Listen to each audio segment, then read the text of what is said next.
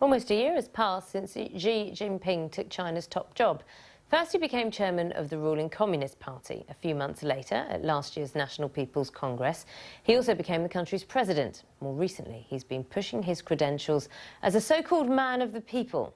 Our correspondent in Beijing, Lijia Zhang, explores Mr. Xi's political popularity.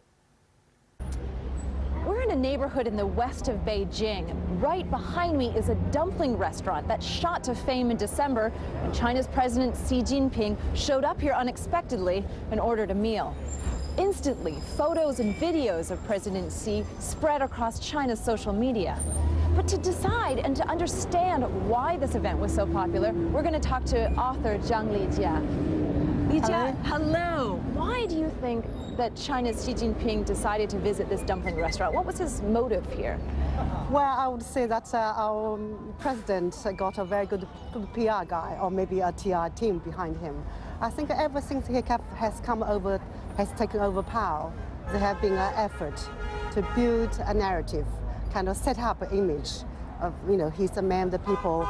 And I think there's a need, because everybody knows that he's not just an ordinary guy. He's the son of a top revolutionary leader. And doesn't the shock that Xi would stand in line at a restaurant and would pay for his own meal, doesn't that simply underline the fact that he's not an ordinary person? Absolutely. People, this after his visit has been a sensation.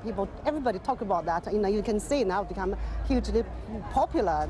In the West, I think people tend to be suspicious of the power and the people in such a powerful position. I think in China, people are often worshipping the people in that position. And I think that probably originated from the China's emperor worship. And I think in many ways, Xi Jinping is the new emperor, the Red Emperor. But that's okay for many ordinary Chinese people. What is the biggest difference, you'd say, between Xi Jinping and his predecessors? It's quite interesting, and people say that he looks very friendly. He's a nice guy. He's soft.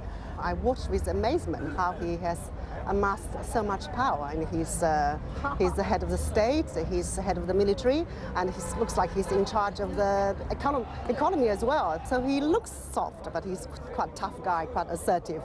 And also he seems that he has signaled right, but he has to be turning left. Thank you, Lijia. My pleasure. And there we have it, a look at Xi Jinping, a modern, personable man, but also a very powerful politician indeed, marking the end of his first year in power. Lijia Zhang there.